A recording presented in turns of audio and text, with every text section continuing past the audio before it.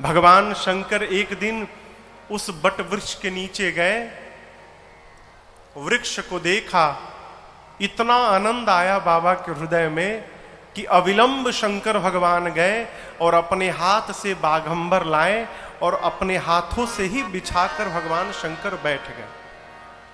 ये प्रसंग कहता है कि भक्त को कभी भी दूसरे पर आश्रित नहीं होना चाहिए, और भक्त को नहीं, जिस मनुष्य को अपने जीवन में लक्ष्य को प्राप्त करना है उसे दूसरे पर आश्रित नहीं होना चाहिए। जो अपने किसी व्यवहार के लिए दूसरे पर आश्रित है वो जीवन में लक्ष्य को प्राप्त करने वाला नहीं है।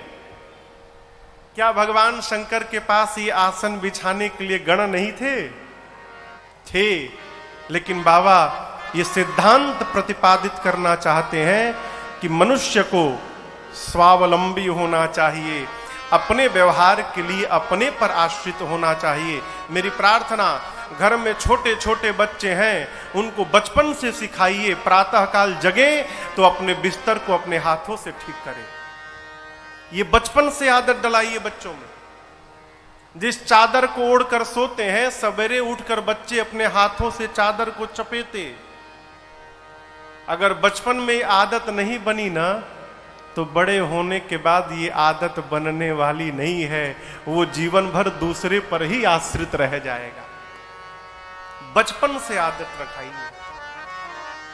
भगवान शंकर स्वयं अपने हाथों से बागंबर लाकर बिछाए और सहज होकर बाबा बैठ गए। सहज बैठे सहज ही शंभु कृपाला। कैसे बैठे? सहज होकर। सहज होना समझते हैं? सहज बैठने का अर्थ है बिना किसी बनावट के बैठ गए,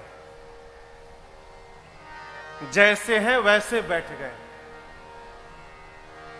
कोई तामझाम नहीं किया, कोई नाटक नहीं किया। क्यों? जितना नाटक करिएगा, शांत जीवन में याद रखिएगा, नाटक के खुलने का भय जीवन भर बना रहेगा और आप जहां रहिएगा वहां बेचैन बने रहिएगा।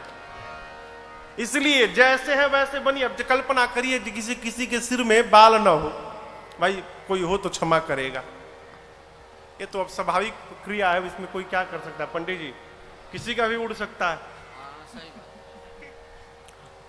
कि तो किसी के सिर पे बाल ना हो और वो नकली बिग लगा के चला जाए कहीं, टोपी जैसा पहन के, और कहीं गया है और वहां तूफान आ जाए तो अब वो पूरा समय टेंशन में बना रहेगा कहीं उड़ ना जाए।